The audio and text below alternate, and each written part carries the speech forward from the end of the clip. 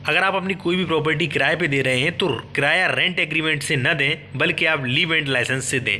जानेंगे कि रेंट किराया एग्रीमेंट और लीव एंड लाइसेंस में क्या अंतर होता है, लीव एंड लाइसेंस क्या होता है और रेंट एग्रीमेंट से ये अधिक सुरक्षित क्यों है और इसे कैसे बनाते हैं, क्या क्या इसमें शर्तें होती हैं, सब कुछ इस वीडियो में जानेंगे।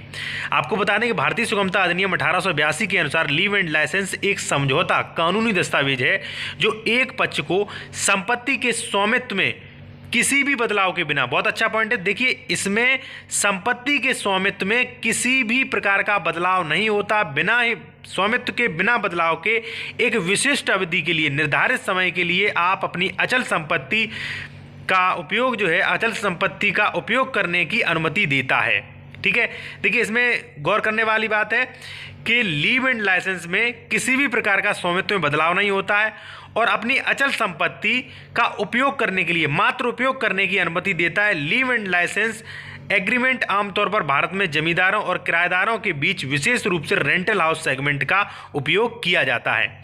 चलिए जानते हैं कि लीव एंड लाइसेंस एग्रीमेंट कैसे करेंगे, इसमें क्या क्या होता है, क्या क्या शर्तें लगाई जाती हैं, सब कुछ इस वीडियो में जानेंगे और इससे फ़ायदा क्या है आपका वो भी जानेंगे। ठीक है, देखिए रेंट जो होता है वो होता है अपनी ज़मीन पट्टे पर देना और इसके अनुसार, लीव एंड लाइसेंस के अनुसार आप अपनी ज़मीन मात्र उपयोग करने के लिए एक निर्धारित समय के लिए बिना किसी स्वामित्व में परिवर्तन किए बिना आप उसे यूज़ करने के लिए देते हैं। ठीक है, अब बात करेंगे इसमें क्या क्या होता है, क्या क्या शर्तें आप लगाएं।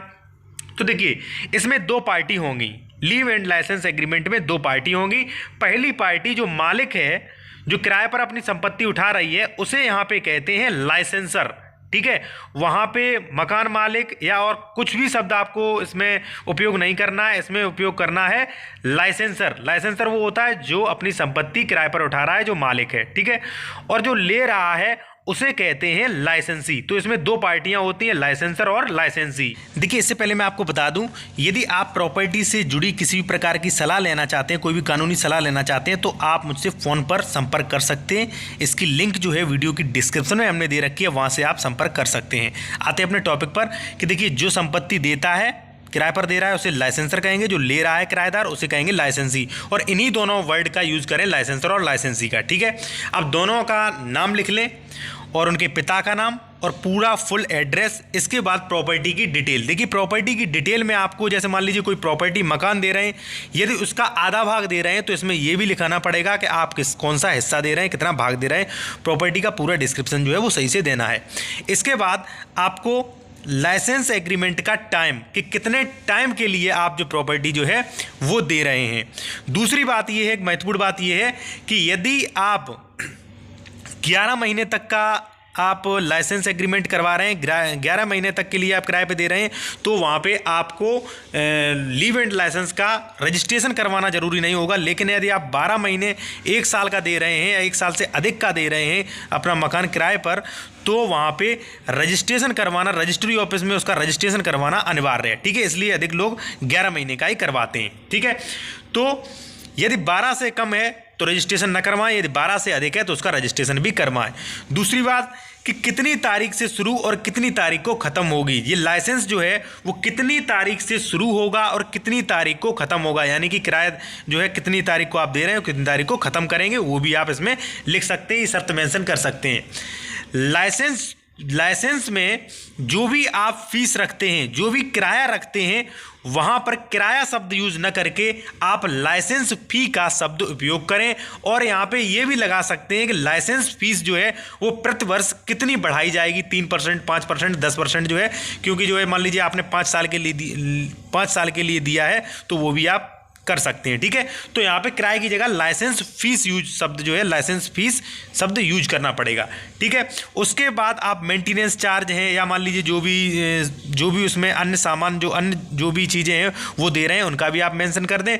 दूसरी बात जो है प्रॉपर्टी लाइसेंस जो है, प्रॉपर्टी लाइसेंस पर आप ये भी शर्त उसमें मेंशन करें कि इसका यूज जो है वो किस पर्पज़ के लिए होगा, रेंटल है, किराए के लिए, कॉमर्शियल है या रहने के लिए है, किस पर्पज़ के लिए होगा, ये भी आपको अनिवार्य रूप से शर्त लगानी है। और दूसरी बात इसमें ये लिखना है कि कब लाइसेंस कैंसिल मानी जाएगी। ठीक है, आप शर्त इसमें ये लगा सकते हैं कि लाइसेंस कब कैंसिल मानी जाएगी। जैसे मान लीजिए, यदि मान लीजिए आपने कॉमर्शियल लिया है और अगर कोई इलीगल धंधा कर रहे हैं तो ये लाइसेंस निरस्त होगी। ठीक है, यदि मान लीजिए आप किराया समय पर नहीं दे रहे हैं तो ये लाइसेंस निरस्त होगी। ठीक है, तो ऐसी आप अपनी जो है शर्तें लगा सकते हैं। दूसरा, जो भी आपके अन्य चार्जेस हैं, जैसे मान लीजिए बिजली का बिल है, पानी का बिल है, वो भी इसमें शर्त जो है मेंशन कर सकते हैं।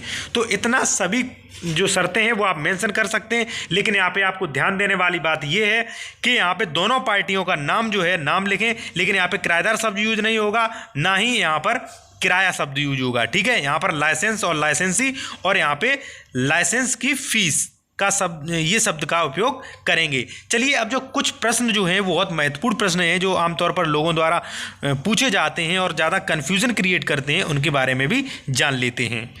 सबसे पहले लीव एंड लाइसेंस एग्रीमेंट 11 महीने के ही क्यों होते हैं। देखिए, पंजीकरण अधिनियम, रजिस्ट्री अधिनियम 1908 के तहत यदि जो आपकी एग्रीमेंट की डेट जो है वो अगर 12 महीने की या 12 महीने से अधिक की होती है तो यहाँ पे रेंटल एग्रीमेंट जो है, जो भी आपने एग्रीमेंट किया उसे रजिस्टर्ड करवाना अनिवार्य होता है। इसलिए स्टाम्प शुल्क और पंजीकरण और इन सब से बचने के लिए जो है लोग 11 महीने से 12 महीने से कम का जो है लीव एंड लाइसेंस करवाते हैं, या कोई भी एग्रीमेंट जो है वो 11 महीने का अधिकतर करवाते हैं। दूसरी बात ये भी है कि इसमें जो है स्टाम्प शुल्क ज़्यादा नहीं लगता है, रजिस्ट्री फीस ज़्यादा नहीं लगती है। फिर भी मैं स्पष्ट रूप से नहीं बता सकता क्योंकि जो है प्रत्येक राज्य में अलग अलग स्टाम्प फीस जो है वो हो सकती है।